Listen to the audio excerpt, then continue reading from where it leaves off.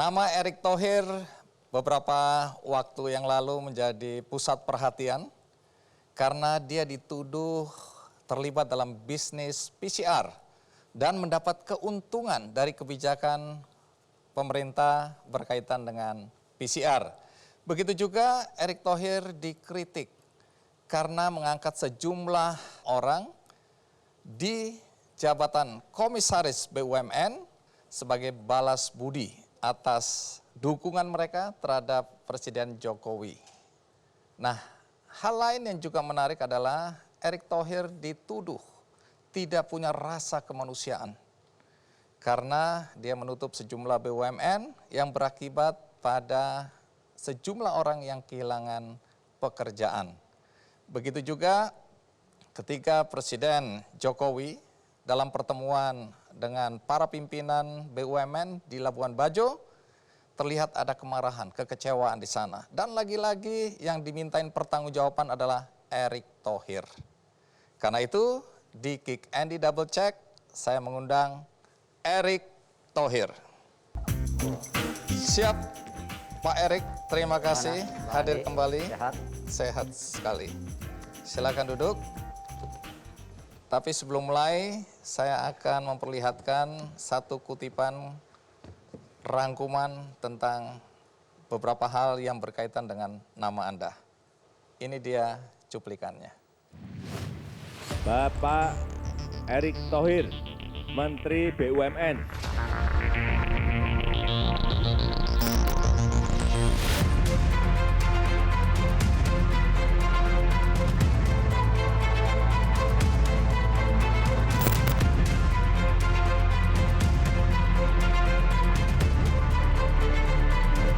Sampaikan kepada saya, Pak, ini ada perusahaan seperti ini, kondisinya BUMN. Kalau saya langsung tutup aja.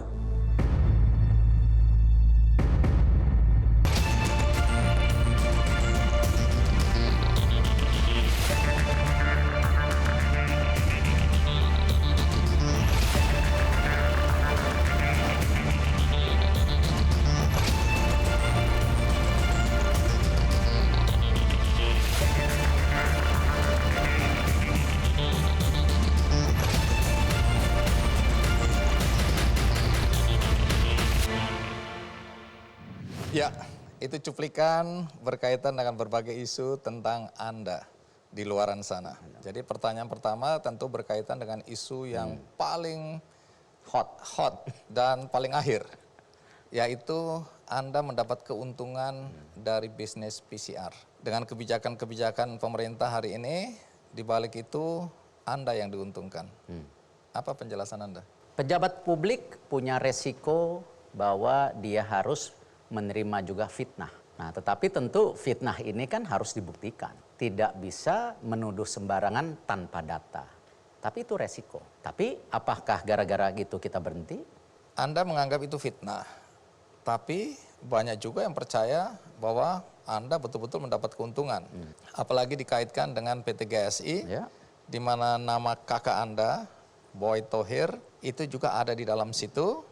Dan PT GSI dianggap yang mendapat keuntungan dari bisnis PCR. Kita lihat Undang-Undang Yayasan Pasal 3. Di situ yang namanya yayasan adalah sebuah kegiatan bisnis yang untuk dibalikan kegiatan masyarakat. Kalau sekarang semua yayasan dituduh untuk memperkaya diri sendiri, berarti sekolah, rumah sakit yang sekarang didirikan oleh banyak pihak sama juga dong. Berarti menguntungkan diri sendiri. Bantuan-bantuan sosial dianggap menguntungkan diri sendiri juga, nggak bisa seperti itu. Jadi Anda mengatakan jelas. PT GSI ini dibentuk oleh yayasan. GSI pendiriannya saya juga tidak mengikuti. Dan itu di bawah yayasan. Dan sejak awal saya diminta Bapak Presiden, saya sudah melepaskan seluruh jabatan saya melaporkan harta kekayaan saya secara transparan di KPK, di pajak, dan alhamdulillah konsisten sampai hari ini kita salah satu pribadi yang melaporkan kekayaan dan pajak secara transparan. KPK mengundang Kementerian BUMN sebagai salah satu kementerian yang transparan dalam memberikan laporan harta kekayaan bukan saya aja, seluruh direksi komisaris. Bahkan saya tekankan waktu itu, yang tadinya hanya holdingnya, sekarang anak cucu harus melaporkan harta kekayaan. Kita transparan. Nah, tapi yang saya tekankan, Bang Andi, dengan segala hormat tadi, pada konteks COVID itu, banyak resiko yang harus diambil oleh pejabat publik tanpa ada niat sedikit pun, pasti hanya untuk pikiran memperkaya diri sendiri. Lillahi ta'ala. Dan saya rasa ya, Bapak Presiden memimpin dengan baik, para menteri yang terlibat juga banyak yang bekerja 24 jam, dan nawaitunya jelas. Kita pelayanan kesehatan, pelayanan masyarakat pada saat itu dan hari ini harus terus dijalankan karena perang melawan COVID ini belum selesai. Oke, saya masih mengikuti jalan pikiran orang yang menuduh Anda. Katakanlah seorang Erick Thohir tidak mendapat keuntungan langsung. Ada Boy Thohir, ada teman-teman Anda di GSI. Sementara Anda adalah pejabat publik yang bisa mempengaruhi kebijakan-kebijakan. Kemudian orang terkaget-kaget ketika ada kebijakan bahwa penumpang pesawat harus tes PCR. Lagi-lagi orang kemudian melihat ini kebijakan yang pasti menguntungkan pengusaha-pengusaha PCR. Dalam hal ini apa penjelasan Anda? Ratas itu dihadiri tidak hanya Erick Thohir. Ratas itu dihadiri Menteri Keuangan, Bapak Presiden, Wakil Presiden, Menteri Kesehatan, kebijakan PCR juga ditentukan secara transparan. Ratas rapat terbatas. Rapat terbatas. Jadi apa mungkin rapat Seorang Erick terbatas menentukan. itu men-setting untuk menguntungkan saya? Nggak mungkin. Berarti apa? Berarti semua ya yang ada di ratas itu dituduh memperkaya diri sendiri. Jadi apakah gara-gara hal yang bukan bisnis, ya ini mohon maaf, ini bukan bisnis saya, ya kesehatan saya tidak punya track record itu, lalu saya di-framing bahwa memperkaya. Dibandingkan seluruh kegiatan yang kita lakukan pada saat COVID. Apa pada saat awal-awal ya kita ditugaskan oleh Bapak Presiden membawa vaksin 260 juta dari Cina, 100 juta dari negara lain. Saya tetap tertuduh bahwa Erick Thohir dengan keluarga ada keuntungan vaksin 2,6 triliun. Ada coba. Sebelum PCR sudah dituduh. Nah, gimana caranya untung vaksin? Orang itu transaksi langsung dari Bio Farma ke perusahaan Sinovac. Tidak ada perantara. Untungnya di mana? Dan ini yang bahaya. Ketika kita semua di framing, orang yang membantu, memakai yayasan, membangun rumah sakit, membangun sekolah, swasta, asing, pemerintah, hanya terkotomi gara-gara dipikir menguntungkan diri sendiri. Bahaya negara kita. Saya sangat berharap tadi bahwa kita harus menjadi yang responsif, tetapi responsible. Ya, ini harus Pengertiannya menjadi apa itu? responsif dalam segala kegiatan yang hari ini terjadi, apalagi dari segi kemanusiaan harus cepat. Tapi percayalah kita responsibel. Dalam arti kita menjaga tadi semua ini dengan bisnis proses yang baik. Dan Presiden menekankan itu. Baik, orang yang percaya bahwa Anda diuntungkan, jadi apapun jawaban Anda tadi, saya mencoba mewakili pemikiran orang-orang yang tetap bercuriga pada Anda. Silahkan. Anda dilaporkan ke KPK, Anda tahu itu? Tahu.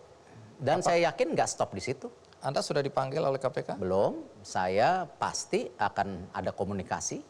Ya, Kalau karena Anda saya dipanggil, Anda akan datang? pasti. Ya, kita ini kan individu yang harus taat kepada hukum. KPK, kejaksaan, kepolisian itu punya mekanisme yang saya rasa di bawah pemerintahan Bapak Presiden itu terus menjadi peningkatan yang luar biasa. Kepercayaan publik itu dilihat ada surveinya sangat baik sekarang. Dan saya yakin pihak kejaksaan, kepolisian, KPK dalam mendapat pengaduan itu pasti dia akan meng-cross check siapa yang mengadukan. Punya nggak track record benar dalam perjuangan daripada korupsi. Atau sekedar meng-create publisitas dan konflik. Kalau begitu? Dan itu bagian dari apa yang terjadi sekarang. Ya, ini bagian dari demokrasi yang harus kita hadapi. Tetapi tentu semua pengaduan harus didasarkan dengan bukti.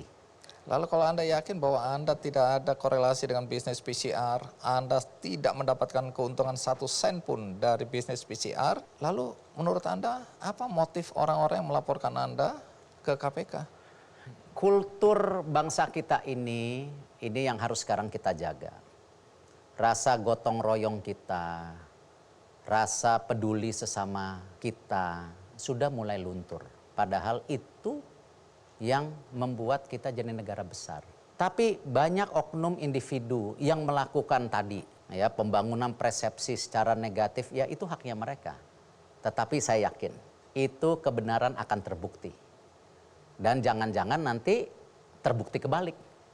Yang para pelapor ini malah tidak taat laporan pajak. Ada kasus-kasus lain yang selama Tunggu, ini. Anda sedang ya. menakut-nakuti orang yang melaporkan Anda ini? Tidak. Itu bagian daripada pembuktian terbalik. Sama ketika saya bicara misalnya mengenai BUMN, apakah saya menuduh direksi dan komisaris saya? Tidak. Itu bagian daripada data yang saya dapatkan. Apakah misalnya, PLN punya hutang 500 triliun, memang ada buktinya. Terus kita mau lakukan apa? Kita lakukan perbaikan di PLN itu. Ya, jadi bukan menuduh direksi, orang direksinya saya angkat juga kok. Tetapi itu fact yang harus kita perbaiki. Apakah kita menyalahi siapapun menteri sebelumnya atau direksi? Nggak bisa. Ini bagian dari continuity yang harus tadi kita selaraskan, kita tanggung jawabkan. Jadi kalau Anda tadi ucapkan kalimat seperti tadi, itu tidak berarti Anda sedang menakut-nakuti orang yang melaporkan Anda. Ini era demokrasi. Nggak mungkin kita menyetop kembali ke orang motif. tidak suka dengan kita. Kembali ke motif. Saya sempat baca bahwa ada yang menduga bahwa motifnya adalah, tanda kutip ini, tapi saya tidak tahu ya, merusak nama Anda karena Anda dianggap sebagai kuda hitam dalam Pilpres 2024. Cocok pakai jas hitam berarti. Saya tidak berpikir sejauh itu. Karena begini, kalau kita bicara kredibilitas, yang kita sudah bangun selama ini kan sebelum jadi menteri sudah ada kredibiliti itu. Apalagi di publik internasional. Dan banyak hal-hal di internasional yang saya masih aktif. Tidak mungkin kredibilitas saya mau dikorbankan yang selama ini jadi menteri baru 2 tahun. Selama ini jadi Erick Thohir udah 49 tahun. Anda jaga Masa kredibilitas reputasi yang 49 tahun kita rusak gara-gara 2 tahun. Baik, jadi kalau tadi dijelaskan bahwa kita belum tahu motif orang melaporkan Anda.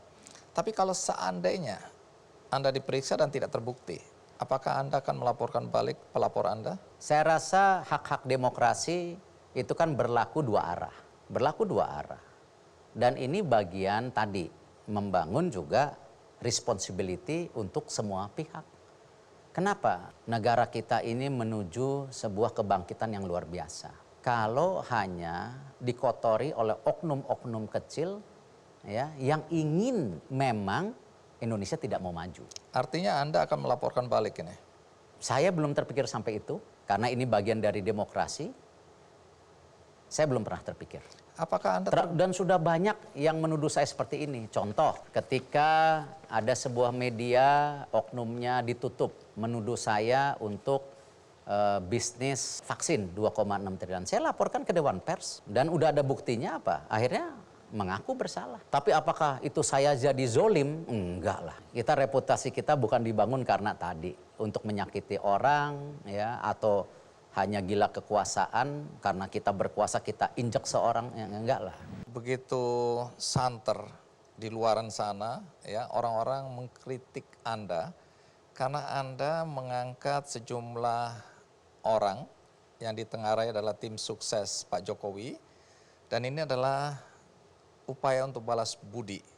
Padahal orang-orang berharap di era Pak Jokowi ini tradisi balas budi dengan menaruh orang pada jabatan-jabatan di BUMN itu berakhir. Dan Anda kan profesional. Anda kan harusnya bisa menjaga agar marwah profesionalisme itu tetap ada juga di BUMN. Tapi Anda menjadi bagian dari politik balas budi tadi. Apa jawaban Anda? Saya jaga amanahnya, tidak hanya dari Bapak Presiden, tentu kepercayaan daripada rakyat semua. BUMN itu jumlahnya 108, sulit mengontrol jumlah sebanyak itu. Karena itu sejak awal kita menekankan transformasi BUMN di mana jumlahnya kita ciutkan menjadi 41. Alhamdulillah sudah terjadi. Dari 27 menjadi 12. Lalu sekarang kita bicara direksi dan komisarisnya. Itu kan jumlahnya dulu. Ya, 108 kali 5 sama 41 kali 5, lebih mudah 41 kali 5 mencari orang. Kalau kita lihat itu jelas bahwa komposisi di komisaris BUMN bukan direksi. Kalau direksi harus profesional. Ya. Kalau komisaris itu keterwakilan dari 3. 1, perwakilan masyarakat. 2, perwakilan profesionalisme. Yang 3, perwakilan kementerian. Di undang-undang jelas. Ya, saya bicara dengan ombudsman, KPPU, kita temukan secara transparan ya, bahwa undang-undang kita mengatur keterbatasan tapi tidak mengunci. Contoh, tidak ada larangan yang bicara bahwa kementerian tidak boleh menaruh komisaris di BUMN. Tidak ada undang-undangnya. Ini undang-undang BUMN ya? Undang-undang BUMN ataupun yang lain. Kalau ternyata ada, ya pasti saya terapin. Saya tidak mungkin menjadi figur yang tidak taat undang-undang. Di situ juga jelas ada undang-undang bahwa yang perwakilan masyarakat dari partai itu diperbolehkan tetapi yang tidak aktif. Ada di situ. Yang aktif nggak boleh. Kalau undang-undangnya dihilangkan tidak boleh ada keterwakilan masyarakat. Apakah partai, ataukah relawan, apakah siapapun yang namanya domain masyarakat. Ya kita jalankan. Sama juga sangat senang untuk profesionalisme yang hari ini masih percaya dengan transformasi yang ada di BUMN. Kita rekrut the best people. Nah, lalu bagaimana konteksnya dengan yang masuk kategori pernah korupsi, pernah di partai, tidak qualified. Nah, apa yang kita lakukan? Yang tidak qualified dulu, karena yang korupsi saya akan tanyakan itu. Apa yang kita lakukan? Makanya kita bangun harus di training ulang untuk mengerti korporasi dan juga sesuai dengan job desk-nya. Yang perwakilan masyarakat, jobnya apa? Tentu bagian bagaimana menyambung daripada kepentingan masyarakat dengan BUMN. Yang pemerintahan tentu tadi, PLN, Pertamina itu juga harus bekerja sama dengan baik dengan Kemenkyu karena banyak yang namanya subsidi. Dan subsidi itu harus diaudit oleh BPKP dan BPK. Dan Kemenkyu, di situ ada keterwakilannya. Atau misalnya di industri pertambangan, ada keterwakilan dari Kementerian SDM. Nah, hal-hal kompleksiti itu terjadi, tetapi undang-undangnya tidak pernah melarang. Berkaitan dengan undang-undang, kalau kita bicara undang-undang BUMN, sebenarnya di situ juga ada klausal bahwa komisaris itu harus punya kecakapan juga berkaitan dengan, atau kompetensi dia berkaitan dengan industrinya atau bisnisnya. Kemudian di situ juga disebutkan bahwa ya paling tidak dia menguasai. Tapi faktanya ada 18 orang dalam catatan yang saya kumpulkan yang kemudian menilai ini semua adalah orang-orang yang ditengarai tadi adalah tim sukses. Kita nggak, katakanlah Anda tidak melanggar undang-undang, tapi etikanya bagaimana? Nah, kalau kita bicara etika, kita balikan juga. Apakah prejudice bahwa orang ini tidak capable harus dilakukan sejak awal. Yang namanya proses percobaan harus dilakukan sama. Ketika saya diminta juga untuk menjadi ketua TKN, memang saya punya pengalaman politik? Tidak. Tapi apa? Kita profesionalisme yang menjaga tadi bagaimana pemilihan ini bisa baik dan tentu memenangkan Bapak Presiden pada saat itu. Tapi secara baik dan transparan. Nah sama, individu-individu ini kan menjadi perwakilan kemasyarakatan. Bahwa kalau itu kita, dulu adalah tim sukses? Itu realita.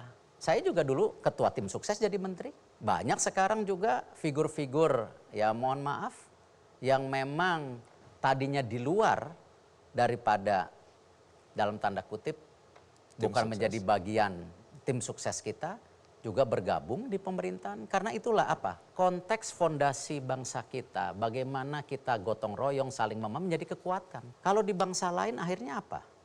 Konstetan politik saling menuduh, saling memenjarakan. Akhirnya apa?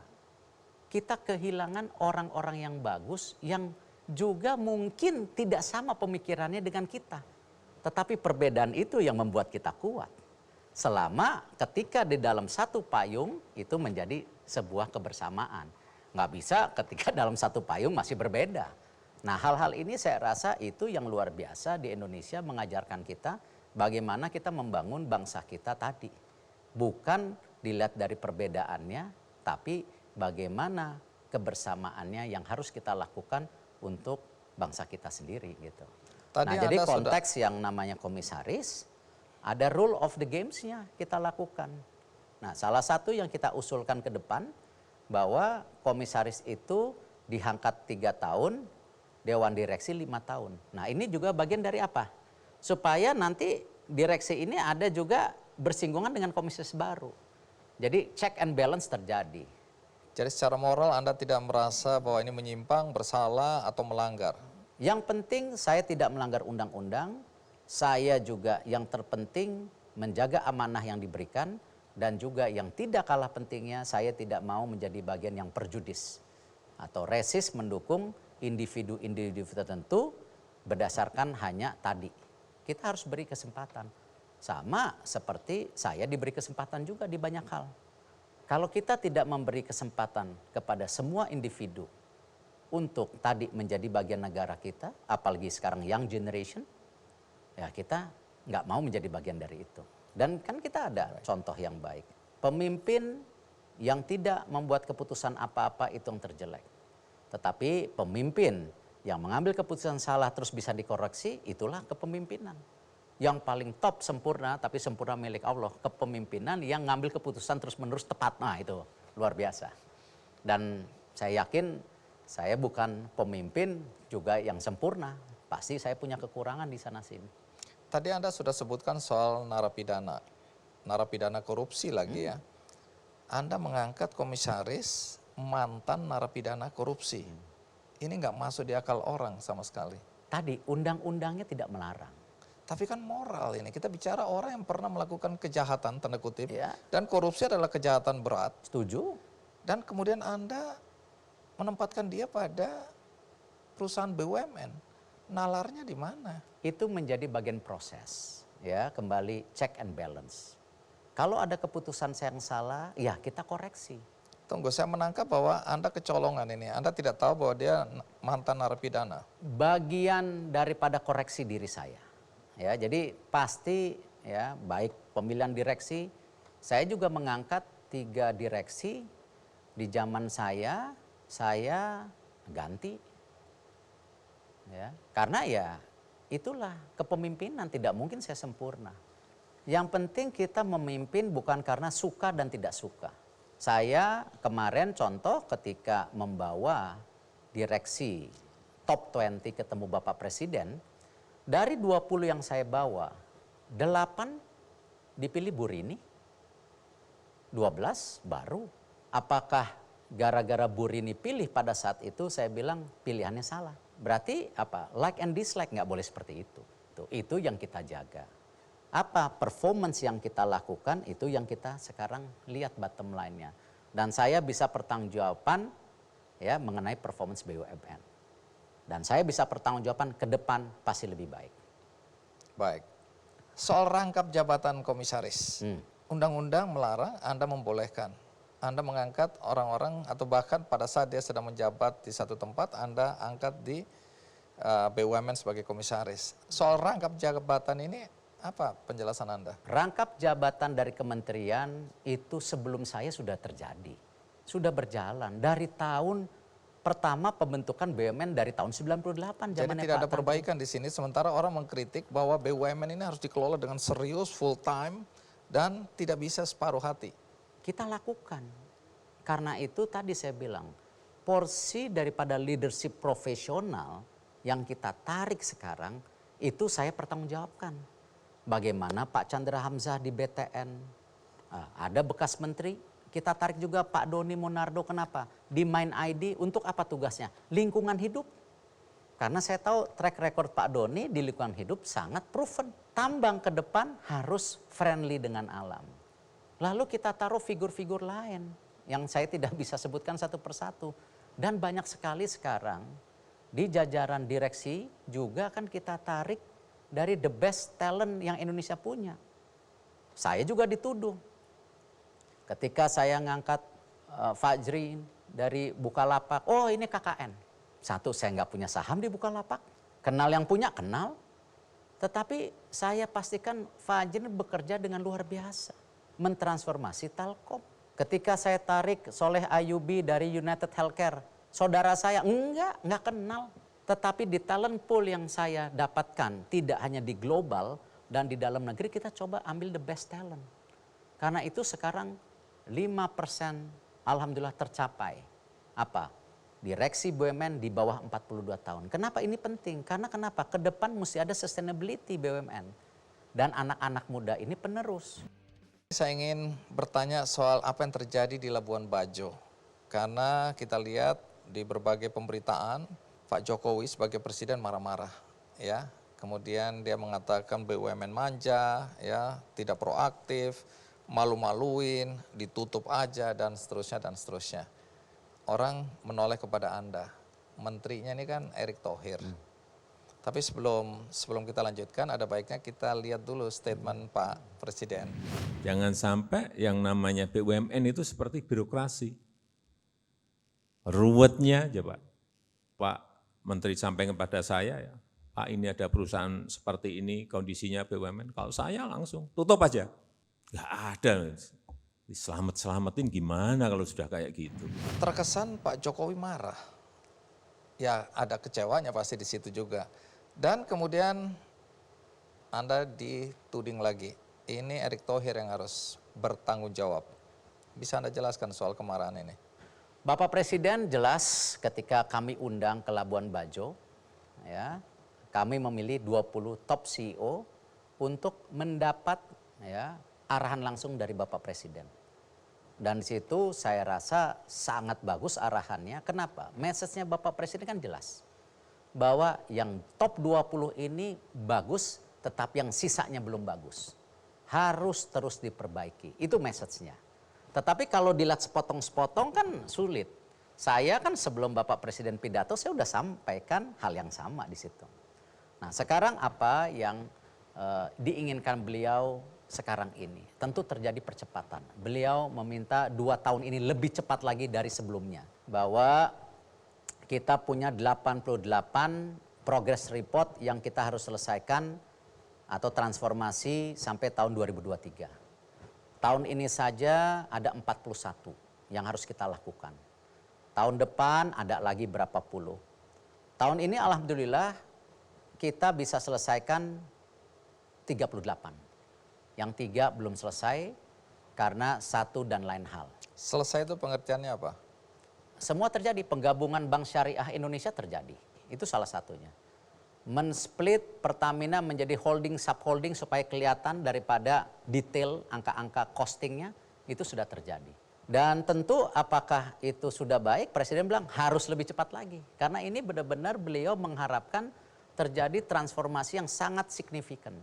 Ya, saya tidak kerja sendiri. Nah, di situ konteksnya memang Presiden menginginkan percepatan. Dan saya terima. Dan itu sejalan dengan visi kita semua. Tidak lihat dari clickbait-nya media. Nah, ini yang birokrasi ini yang saya sampaikan ke Bapak Presiden bahwa kami memohon kita diberikan hak lebih untuk bisa menutup, memerger BUMN ini dengan cepat. Yang tadinya proses merger untuk BUMN perlu waktu setahun. Kenapa? Mesti di-approval oleh semua pihak. Itu menjadi yang lama, makanya Pak Presiden bilang birokrasi, lama. Nah ini yang kita coba percepat dengan RUU BUMN ini. Untuk suntikan PMN, tetap itu mesti Menteri Keuangan, nggak bisa kita. Nah sampai di situ dulu, karena salah satu yang dikritik oleh Presiden adalah sikap manja dari BUMN. Minta diproteksi melulu, kalau dia rugi, kemudian minta suntikan dana PMN. Setuju. Ya, penanaman modal negara. Dan ini kan uang APBN, uang rakyat. Itu yang saya bilang sangat setuju. Ini bukan, berapa kali saya bikin statement, ketemu direksi BUMN, bahwa ini sekarang eranya pasar bebas. Apalagi dengan digital, yang namanya jualan e-commerce saja seluruh dunia bisa pesan sekarang. Bukan era proteksi lagi. Karena itu saya sering mencontoh ada 2 ya, atau 3 BUMN yang open market bisa bersaing. Salah satunya di industri perbankan.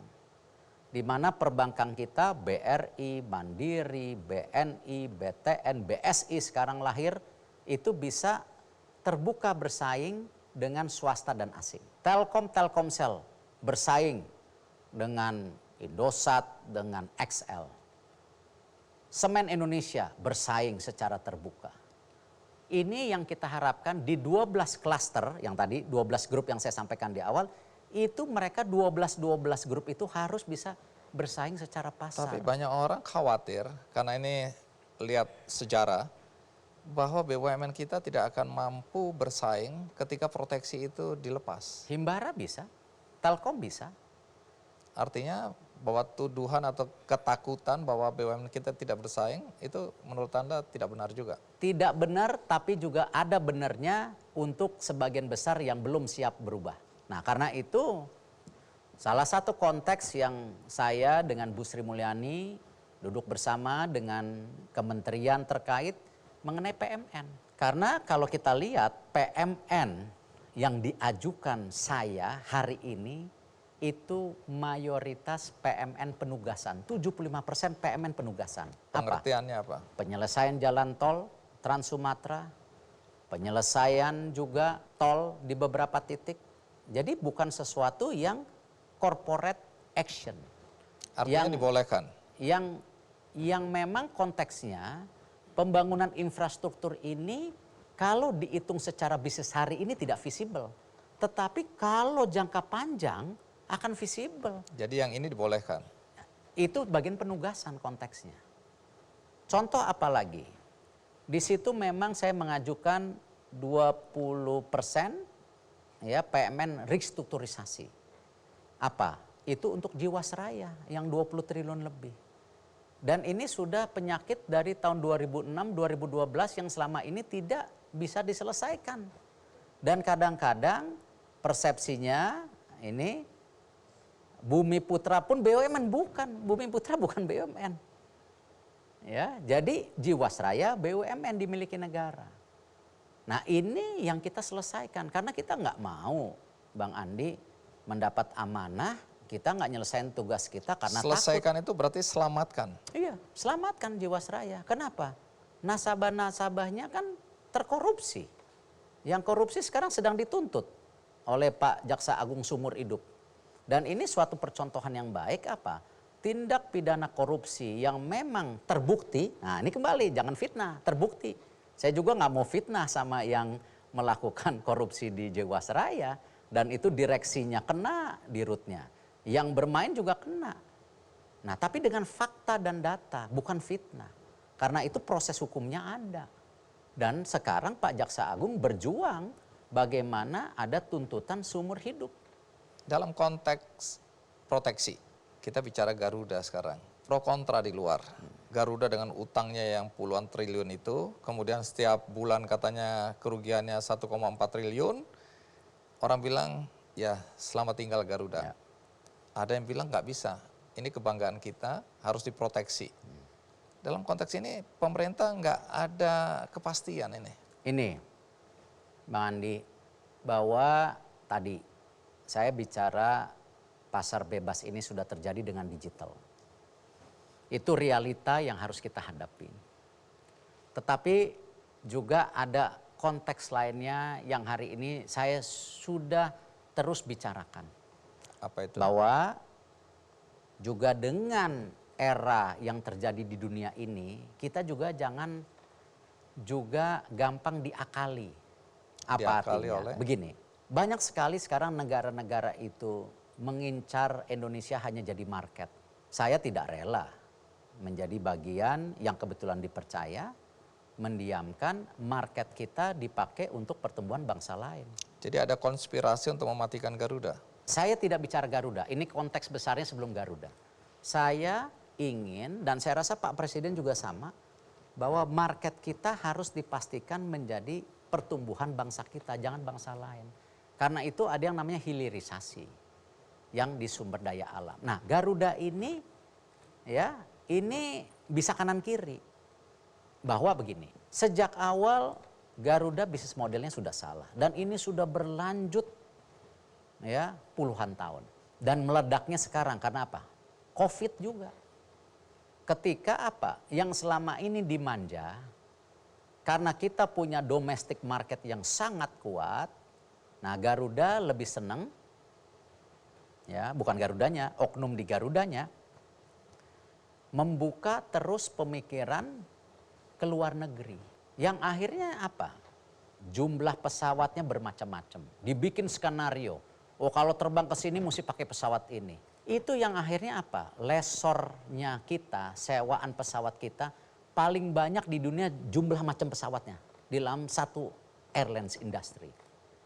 Yang akhirnya juga kita paling mahal sewa pesawat di dunia. 28%, yang rata-rata dunia itu 6% daripada cost operasional. Nah ini yang kita harus hadapi, bahwa Garuda kompleksitinya itu bukan semata-mata kejadian hari ini. Sudah kejadian berpuluh tahun ya terjadi, dan ini ada skenario mencari uang di sewa-sewa pesawat. Dan itu terbukti, KPK sudah memenjarakan. Nah yang kemahalan yang tidak terbukti ada unsur kickback atau uang balik, yaitu bodohnya kita negosiasinya. Nah karena itu apa? Sejak awal kan kita bilang bahwa bisnis model Garuda, Citylink harus kembali ke market lokal. Seperti tadi argumentasi kita punya market jangan dijual murah. Jangan orang masuk-masuk aja. Garuda punya domestic market yang sangat besar. Seperti pesawat-pesawat Amerika seperti United, Continental, Southwest. Berapa banyak pesawat Amerika pergi ke luar negeri? Kalau tidak salah hanya United aja yang dari New York ke London. Artinya pasar yang lokal lainnya domestik semua domestik lokal Amerika, Southwest Artinya segala. ini ada kesan Garuda akan diproteksi nih. Nah itu yang saya bilang. Jadi kita tidak boleh anti proteksi juga. Tetapi selama tadi rules permainannya diakui oleh dunia. Kalau mau buka pesawat terbang di Amerika harus perusahaan Amerika. Punya media di Amerika harus warga negara Amerika. Jadi jangan juga bicara kita seakan-akan pasar terbuka, tetapi banyak negara lain juga ada proteksinya. Nah hal-hal ini juga artinya apa? Kita mesti pintar. Ya, mana yang tidak perlu proteksi silahkan. Mana yang perlu proteksi tetapi bukan berarti merugikan negara. Bahwa dia bisa sustain secara bisnis tanpa suntikan negara. Nah ini nih, jadi bukan proteksi yang suntikan negara terus. Jadi Garuda atau Citylink kalau fokus aja dalam negeri, dia punya revenue dan bottom line akan jauh lebih sehat. Jadi Garuda akan dipertahankan. Hari ini kita harus masuk dulu proses restrukturisasi Garuda. Di mana kita harus negosiasi sewa yang ada kasus korupsinya dan ada tentu kemahalannya sampai 28% dibandingkan negara lain 6% jadi 22%. Kita harus jalan ke situ dulu. Bukan pilihan yang mudah. Setelah ini direstrukturisasi, ya, bisnis modelnya kita harus fokus dalam negeri untuk berapa tahun ke depan untuk menyehatkan keuangan daripada Garuda. Dan kemarin DPR sudah memutuskan tidak ada PMN dari APBN. Nah dari ini juga kemudian? Saya lagi mau duduk. Ini konteksnya apa? Misalnya BUMN yang nyuntik dengan cash flow-nya BUMN atau kembali mengundang lagi secara pasar, ya. Nah ini konteks yang kita sedang lakukan. Tapi pasti perbaikan Garuda harus dijalankan hari ini. Seperti kemarin kita tidak menutup mata Jiwasraya harus diselesaikan juga saat ini. Nah kalau Garuda baru awalnya. Baik. Nah inilah penting ke depan konsistensi daripada Garuda. Dan kita tidak menyerah Pak Andi. Buktinya kemarin kita dengan segala kesempitan dan kesempatan tanda tangan code sharing sama Emirates. Ya, jadi masih ada kepercayaan Masih Garuda, dipercaya. tetapi kita jangan cinta buta. Ya, cinta buta yang akhirnya juga membahayakan pengambilan keputusan dan juga membahayakan Garudanya sendiri. Nah, inilah posisi-posisi yang memang tidak mudah. Nah, itu bagian tanggung jawab BUMN. Salah satu isu yang juga mencuat ke permukaan dan hari ini masih diperbincangkan adalah proyek kereta cepat Jakarta-Bandung. Ini proyek dianggap sebenarnya tidak layak, ini salah keputusannya, dan kemudian menjadi pertanyaan investasi yang besar. Pertama, dianggap bahwa kereta api dengan jarak yang cuma berapa ini, 150-an kilometer, itu harusnya tidak untuk kereta cepat. Di mana-mana juga di negara maju itu 500 km baru kereta cepat. Di situ ada jalan tol lagi. Kenapa harus cari alternatif lagi? Sehingga proyek ini akan atau dianggap akan gagal, mubazir. Sama nanti saya akan tanyakan juga beberapa bandara yang dianggap mubazir, pelabuhan-pelabuhan yang dengan investasi besar dianggap sepi ya. Nah, sekarang jawab dulu soal kereta api cepat. Ini menuai kritik. Kenapa menurut Anda ini atau menurut pemerintah ini tepat? Bahwa kereta api cepat itu harus ada, banyak orang bilang keputusan yang salah. Saya melihatnya berbeda. Begini, terlepas saya nggak ikut ya waktu itu ya. Yang namanya pembangunan infrastruktur itu adalah bukan yang namanya hasil yang bisa cepat secara investasi didapatkan. Saya tidak tahu secara detail dulu seperti apa. Tapi saya yakini bahwa ini sama seperti proyek investasi, bahwa memerlukan waktu yang sangat panjang. Ya, apakah MRT, apakah LRT, ataupun sebagian jalan tol. Yang dimana akan dirasakan itu bukan sekarang, nanti 30-40 tahun lagi. Dan ada urusan tidak hanya untuk manusia dan logistik barang. Pasti ada hubungan dengan logistik juga nanti yang akan kita rasakan. Kalau tidak salah Bang Andi, Korea itu mempergunakan 50% APBN-nya di tahun 60 ketika Korea miskin setelah perang. Hari ini Korea membuktikan dengan pembangunan infrastruktur yang luar biasa, dia menjadi negara maju. Nah, kita juga mesti ngelihat perspektifnya sama. Infrastruktur itu tentu konteksnya jangka panjang. Nah, sekarang bagaimana dengan kereta cepat? Kereta cepat ini memang kan saya sudah buat statement harus dilanjutkan sampai Surabaya. Ada statement saya. Pak Presiden juga bicara yang sama. Tetapi kan masalahnya kan yang ini saja belum selesai, masa mau lanjut. Dan tentu kan kembali pemerintahan baru yang berikutnya apakah mau melakukan atau enggak kan kita tidak tahu. Itulah kenapa sebenarnya kita kehilangan yang namanya seperti zaman dulu yang GBHN atau Repelita. Akhirnya kita tidak membangun secara kontinu. Nah, kita tentu konteksnya sekarang yang Jakarta-Bandung dulu. Jakarta-Bandung ini tentu strukturnya sekarang diperbaiki. Apa? Sama seperti saya meminta PMN untuk penugasan dan restrukturisasi, tetapi yang tidak perlu uang APBN, ya, termasuk tadi Garuda yang sudah diputuskan, ya kita cari market mechanism, pasar. Nah, cuman kereta cepat ini tidak mungkin pasar. Karena ini masih lama, perlu waktu lama. Nah karena itu, dan kan waktu saya masuk itu juga proyek ini sudah berjalan 60% lebih. Masa harus berhenti?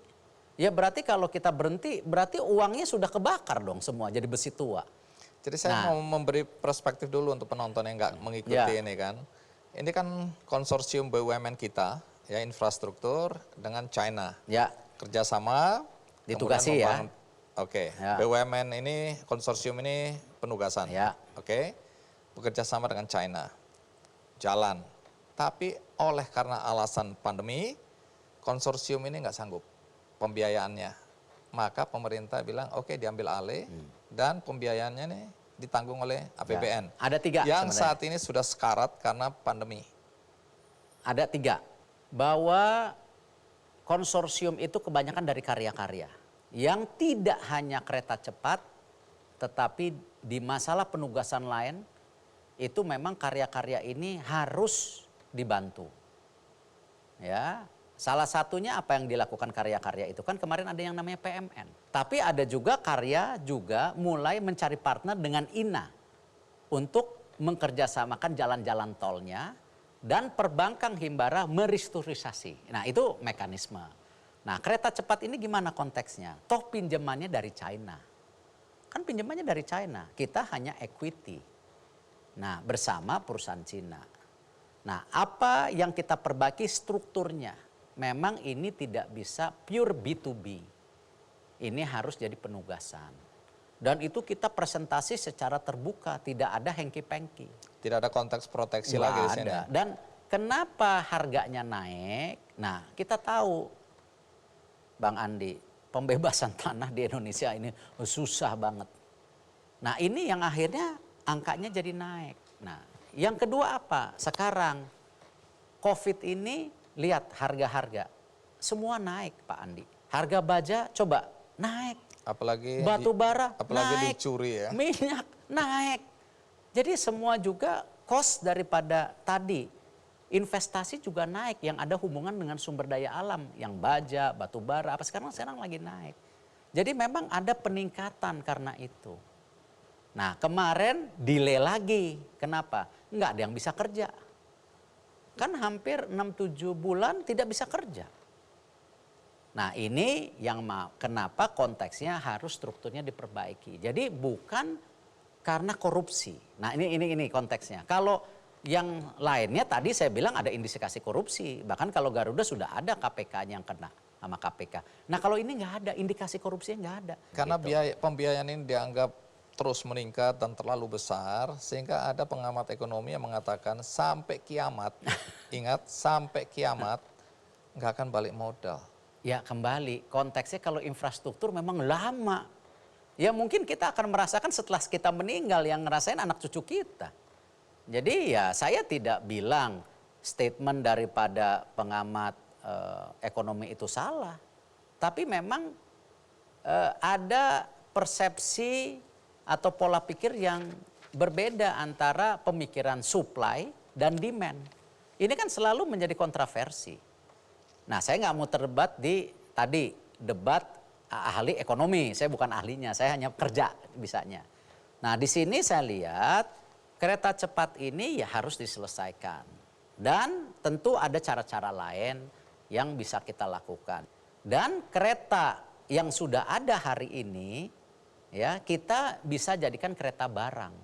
Kenapa? Kita tidak punya loh kereta barang secara logistik. Kalau di Amerika, Bang Andi ngelihat deh kalau tiba-tiba berhenti di rel kereta, kereta barangnya panjang banget. Kita nggak ada kereta barang. Kita kombinasi. Adapun apalagi sekarang relnya kita kan baru double track baru sekarang. Sudah lama nggak pernah double track. Nah makanya logistik kita juga mahal. Tidak hanya di udara, tidak hanya di laut, tidak hanya di jalanan. Nah ini yang kembali harus berpikir secara ekosistem. Tidak hanya kereta cepat saja. Kita mesti lihat yang lain-lain. Pak Erik, kenapa banyak orang khawatir dengan investasi yang begitu besar di proyek kereta api cepat? Karena ketakutan melihat beberapa proyek yang hari ini dianggap mubazir, menghambur-hamburkan uang negara. Antara lain yang sering diungkap di permukaan sebagai contoh adalah Bandara Kertajati. Bandara ini sampai hari ini sepi. Beberapa kali penerbangan ada tapi hampir hari ini tanda kutip lumpuh tidak berfungsi. Ini kan penghambur-hamburan uang. Bagaimana perencanaan awalnya? Anda bisa jelaskan atau tidak? Kembali tentu saya nggak mau membela diri, saya belum menjadi anggota kabinet saat itu. Tetapi saya konteksnya seperti ini. Ini kan bukannya era siapa benar siapa salah, tapi bagaimana kita harus memperbaiki. Saya percaya sekali dalam membangun sesuatu itu tidak hanya boleh dilihat sepotong-sepotong, tetapi berdasarkan ekosistem yang besar. Pemerataan ekonomi di Indonesia kan tidak boleh hanya Jawa sentris atau Jakarta sentris. Sama seperti kita bicara di Sumatera, itu kan pemerataan dengan pembangunan jalan tol terbukti daripada listriknya pun permintaannya meningkat. Ataupun pembangunan di Indonesia Timur. Nah Jawa Barat ini kan jumlah populasinya sangat besar. Dan bonus demografi kita ke depan sangat membahayakan kalau kita tidak bisa membuat tadi rencana kerja daripada pembukaan lapangan kerja. Karena itu Omnibus Law lahir. Nah Jawa Barat sendiri kalau saya lihat bahwa memang sudah lama infrastrukturnya tidak diperbaiki. Kalau kita lihat airport sekarang kan masih mempergunakan airport yang dimiliki angkatan udara. Dan di tengah kota. Lalu kalau kita lihat juga konektivitas ke Jawa Barat sekarang dengan jalan tol menolong. Tetapi lain-lainnya itu masih belum maksimal. Padahal Jawa Barat itu adalah pusat industri Indonesia. Apakah otomotif, apapun lain-lainnya itu di Jawa Barat, tekstil, macam-macam. Nah, ekosistem mengenai pelayanan daripada logistik, apakah udara, laut, dan lain-lainnya itu tidak pernah dipikirkan secara besar. Nah, kembali saya bukan membela diri, ya memang atau tadi saya bicara yang sebelumnya memang perlu waktu. Dan yang menarik kan pembangunan kayak Kertajati itu bukan didominasi oleh BUMN. BUMN hanya punya 15%. Mayoritas itu pemerintah daerah Jawa Barat. Artinya apa ini? Artinya apa? Bahwa ini diberi kesempatan daerah-daerah juga untuk membangun. Nah, tinggal bagaimana kembali itu yang kemarin saya ketemu Pak Ridwan Kamil di Bandung waktu itu. Dan terus saya bersama-sama Pak Ridwan Kamil juga coba mempromosikan solusi ke Dubai. Kemarin saya ketemu Pak Ridwan Kamil juga, kita pitch, kita coba jualan untuk investasi daripada ekosistem di Jawa Barat yang namanya Aerocity. Di mana di Aerocity itu tidak hanya airport tetapi juga ada kawasan industrial. Nah, kawasan industrial ini, nah BUMN juga ada peran. Kenapa? Kita punya lahan 1.600 hektar di Subang yang kita terbuka untuk dijadikan kawasan ekonomi khusus seperti di Batang. Di mana Batang sukses. Sekarang Batang itu di grup 1 apa di gerombolan 1 itu yang 400 hektar udah habis tanahnya. Karena investasi dari Korea. Nah ini juga Subang nanti mesti dipikirkan yang namanya pelabuhan, airport, kargo dan lain-lain dengan ini. Ini kita lagi lakukan. Ya kembali saya melihat ini bukan proyek buang-buang uang, tapi perlu waktu. Patimban sendiri kan lebih menarik lagi, di situ kan Iya, swasta. Saya akan tanyakan juga soal Patimban. Itu swasta. Ya. Ini baru diresmikan tahapan pertama, tapi sampai hari ini sepi. Tapi swasta itu. Itu kan BUMN cuma punya 10%, 90%-nya swasta. Jepang dan swasta nasional. Jadi kalau dipersoalkan di dalam hal ini ada BUMN di dalamnya itu menurut Anda tidak tepat? Ya tidak relevan, tapi punya saham punya. Kenapa? Hari ini ya kembali kalau BUMN itu kan selain korporasi juga pelayanan publik. Sekarang dengan situasi COVID, ya Patimban ini belum maksimal, sekarang kita diminta bantu oleh Menteri Perhubungan untuk operasi dulu sampai COVID ini. Tetapi industri mobil Jepang di Indonesia sangat tinggi. Tinggal kembali Jepang berani nggak memindahkan sebagian investasinya dari Thailand ke Indonesia. Ya karena ini kita tinggi loh.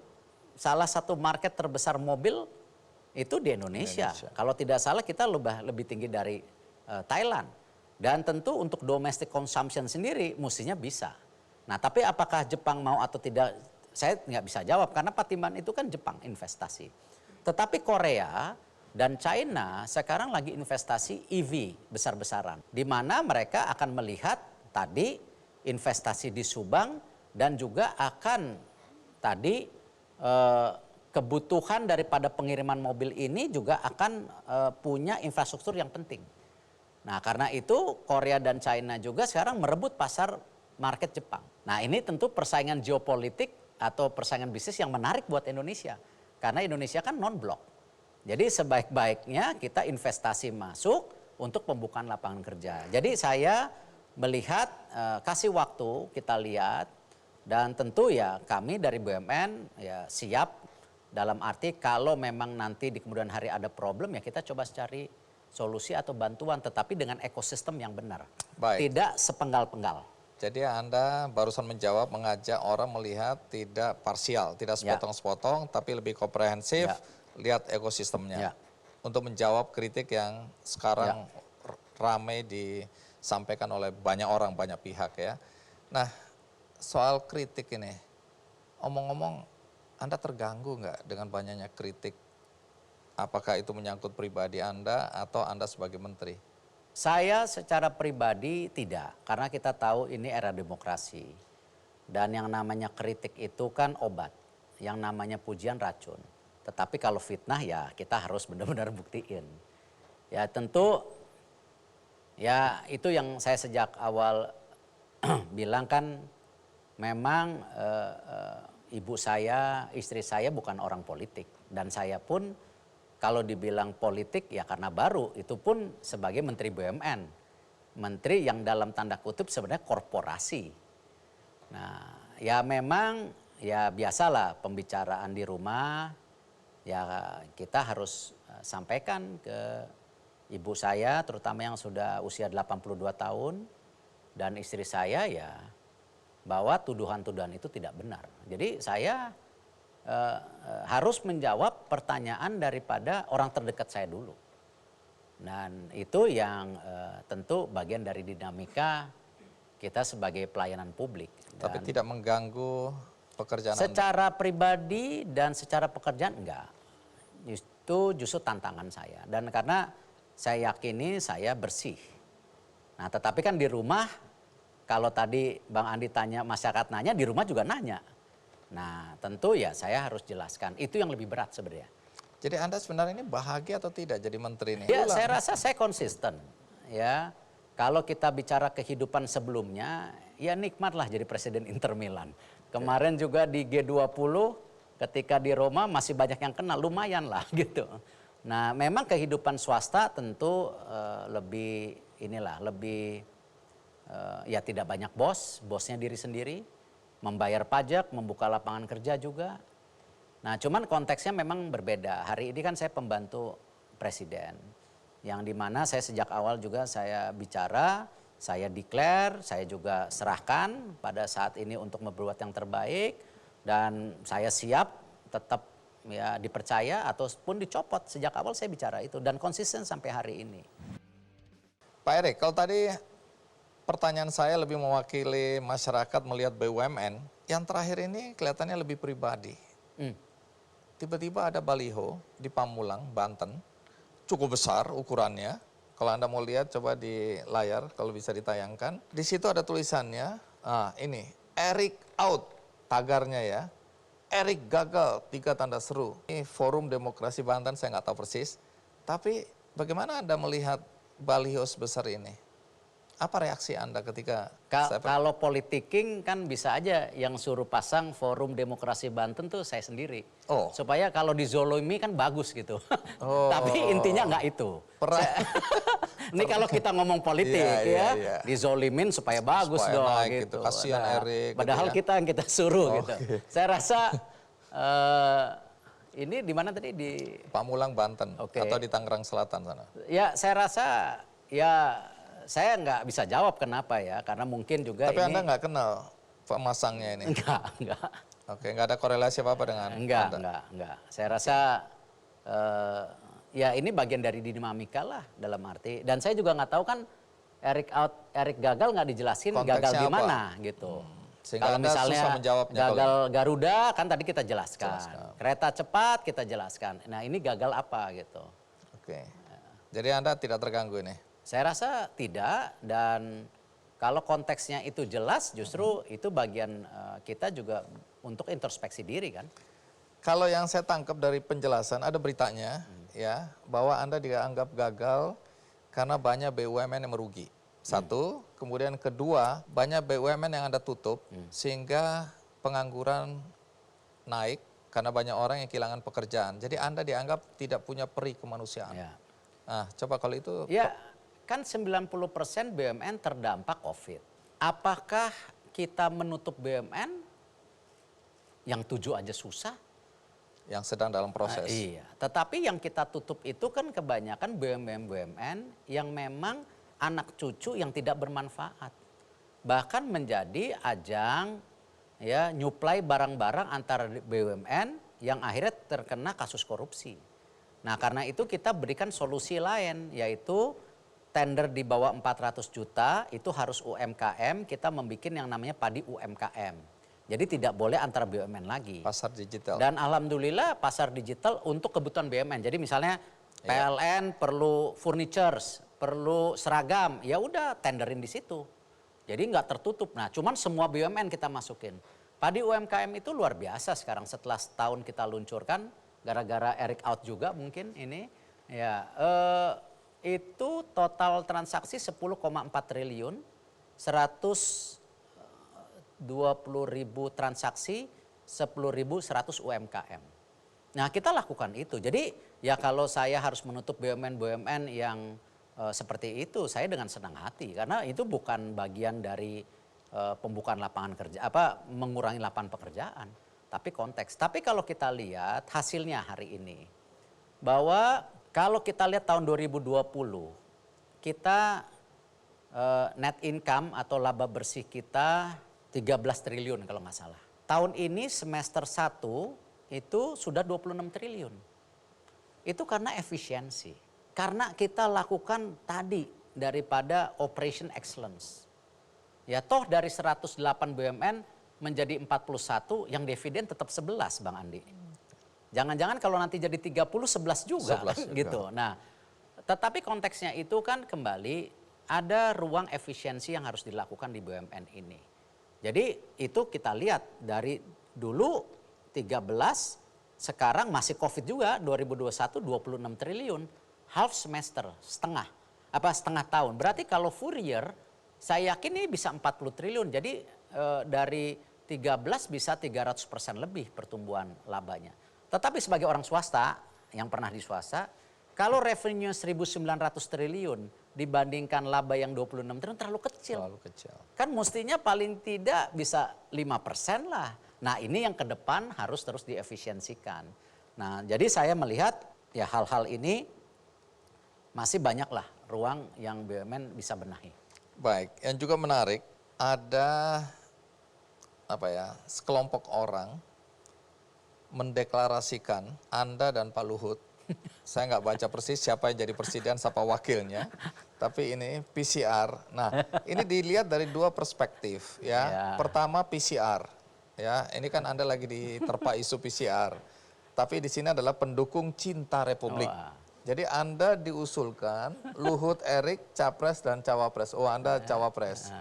2024 ya. Pasti Anda mau kasih komentar apa? pasti dua-duanya gagal. Presiden orang Jawa kok.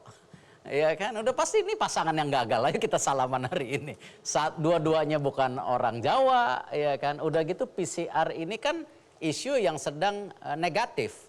Jadi Anda menganggap ini lebih banyak sindiran atau ya dukungan? saya yakin ya kembali sama yang pasang Erick out sendiri, ya mungkin ada oknum yang menunggangi, ya atau mungkin ya saya suruh mereka juga declare supaya dukung terzolimi. Enggak lah, kita bukan orang politik ya. Ya seperti ini ya kembali ya saya nggak mau nuduh siapa-siapa, ya sudah pasti pembusukan lah. Jadi Ya, Anda tapi ini bagian dari introspeksi. Kan tadi yang saya jelaskan mengenai PCR apa ya.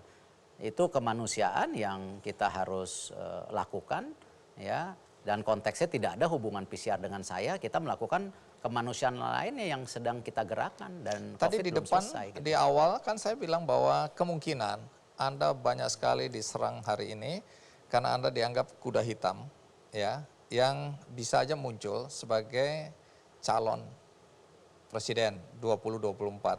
Sampai di sini Anda punya ambisi enggak? Gini, kita lihat Ambisi kan. positif loh, Iya. belum tentu negatif. Iya, setuju. Ambisi positif oke. Ambisi buta bahaya. Kalau kita lihat kan saya sangat percaya ya pada struktural daripada Indonesia saat ini ya presiden itu masih dari orang Jawa.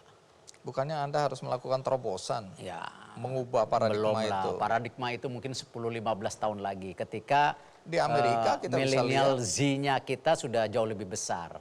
Sekarang saya rasa pemilihan emosional masih terjadi. Oke, jadi Terus itu yang artinya kedua, apa? Tunggu yang dulu, itu kedua, artinya apa? Oh, ya, Anda mau lanjutkan. yang kedua di survei-survei 1,8. Oh, jadi Anda Ya, yang ngikutin lain juga coba berarti kita ya? lihat yang lain udah 5, 30 jauh lah. Tunggu. Kenapa Iya kan? Anda punya perhatian pada hasil Kan survei? diceritain di media-media ada 1,8, ada bahkan yang bilang saya 4,3. Saya pakai yang 1,8 bukan yang 4,3. Kalau saya ambisi buta, saya bilang Bang Andi, Bang, saya 4,3. Saya pakai yang terendah 1,8. Berarti ini jauh. Dan hari ini tadi ini rakyat masih susah, masih menghadapi daripada COVID. Ekonomi kita baru mau bounce back. Ya kemarin di G20, di COP26 Indonesia dituntut untuk merubah total strateginya kepada energi terbarukan. Cocok, setuju. Jadi Anda menganggap Ya kan? ngomong soal pilpres ini buang-buang waktu aja. Saya lihat masih konteks yang hari ini terlalu dini. Kita lebih baik ini tadi. Bang Andi masih bicara mengenai yang ini kenapa, yang ini kenapa. Ya pasti saya juga akan ditagih ya nanti ya apakah saya masih di dalam pemerintah atau di luar pemerintahan pasti ditagih. Mana kinerjanya?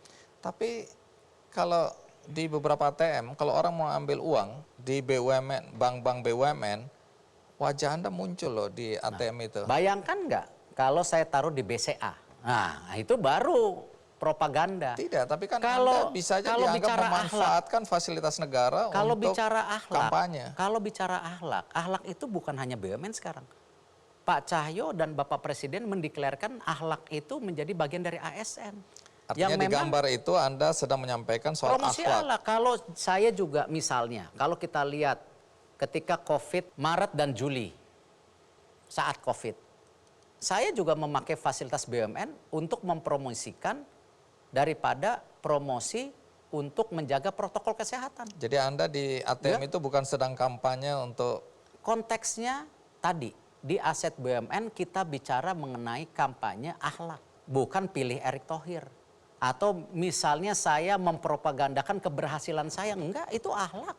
Itu konteksnya hari itu memang fasilitas BUMN bisa dilakukan selama konteksnya benar. Bukan konteksnya yang lari dari situ. Sama ketika kita kampanye, kemarin diminta vaksin dan masker, itu Pak Presiden kita lakukan. Dan saya rasa banyak hal yang kita lakukan juga. Saya rasa sekarang contoh, banyak kementerian juga memasang baliho di depan kantornya. Berarti dia menggunakan fasilitas publik untuk mempromosikan dirinya untuk sesuatu, kan enggak. Memang di depan kementeriannya. Bahkan sekarang di beberapa tempat saya lihat ada gambar saya sama Pak Basuki bicara akhlak. Karena apa? Kerjasama PUPR dan BUMN. Oke. Nah, kalau konteksnya di luar itu saya setuju. Tapi kalau konteksnya itu masih menjadi bagian yang tadi, ya saya rasa wajar-wajar. Semua kementerian melakukan itu juga. Baik, ada 2 pertanyaan tersisa. Yang pertama adalah apakah nanti sesudah era Pak Jokowi selesai, kalau Anda diminta untuk menjadi menteri, Anda bersedia? Tergantung Tergantung apa? siapa pimpinannya ke depan. Dan tergantung punya nggak komitmen tadi, apa yang sudah dibangun oleh Pak Jokowi itu bisa berkelanjutan. Karena saya yakin banyak hal yang sedang dilakukan oleh Bapak Presiden ini belum selesai. Itu kriteria Anda kalau diajak ya? Kalau diajak. Untuk- Kalau nggak diajak ya dagang lagi di luar. Oke. Kembali. Dan kelihatan lebih bahagia itu. Iya, kan masih punya klub juga, sepak bola kecil-kecilan. Nah, pertanyaan terakhir, ke depan apa rencana Anda? Saya rasa untuk sampai 2024 ya, kalau tidak ada penugasan lain atau mungkin ya saya kayak nggak tahu kan pembantu presiden ya konteksnya harus siap. Saya melihat satu, transformasi yang diminta oleh Bapak Presiden ini dalam 2 tahun ini harus dipercepat. Tidak mudah karena yang kita lakukan di 2 tahun pertama saya merasa baik. Dan ini terima kasih sama tim saya. Ya, saya nggak malu-malu, wamen saya luar biasa. Ya, sesmen saya, deputi saya, staf-staf saya semua. Tapi untuk percepatan berikutnya ini perlu effort yang lebih besar lagi. Nah, ya tentu terus terang kemarin pulang dari UAE, Bapak Presiden membuat rapat terbatas mengenai percepatan investasi dari UAE dan negara lain. Nah, itu banyak BUMN juga. Jadi saya akan mengadakan rapim minggu depan, ingin konsolidasi, kita kuat nggak? Kalau kita nggak kuat, kita perlu lakukan apa? Nah, walaupun saya sudah menyiapkan tadi tim tambahan, Special Delivery Unit dan International Relation. Nah, itu pun jumlahnya sedikit. International Relation kita cuma 2 orang. Special Delivery Unit kita cuma 5 orang, sedikit timnya. Karena saya juga nggak senang terlalu banyak orang. Saya mau efisien. Nah, tetapi saya ingin juga menanyakan ke tim saya, siap nggak? Karena ini kayaknya Kerja banyak, keras. iya, mesti tambahan lagi dan saya tahu wamen saya, sesmen saya kadang-kadang juga udah mulai kecapean. Ya, tapi ya ini bagian dari tanggung jawab lah ketika kita diberi kepercayaan. Baik. Terima kasih Terima kasih. Pak Erick sudah mau jadi tamu istimewa saya di acara Kick and Double Check. Mudah-mudahan dengan penjelasan Anda, siapapun yang menonton acara ini mendapatkan perspektif yang lebih utuh. Sekali lagi terima kasih. Makasih. Itu tadi bincang-bincang dengan Erick Thohir, Menteri BUMN. Bagi Anda yang nonton di tengah-tengah, tidak dari awal, jangan khawatir. Anda bisa menyaksikannya dari awal pada tayangan ulang di metrotvnews.com. Juga ada cuplikannya di channel YouTube Kick Andy Show. Akhirnya semoga acara ini bermanfaat bagi kita semua. Sampai jumpa. Bersepakat untuk memenuhi keinginannya Mbak Nurella untuk mengumrohkan kedua. Allahu Akbar, alhamdulillah. Makasih Pak Erick. Malaikat penerangnya. Allahu Akbar. Makasih Pak Erick. Makasihnya ke PLN. Kalau saya ngelagu ya. Oke. Yang PLN yang itu, yang lagu saya. Metro TV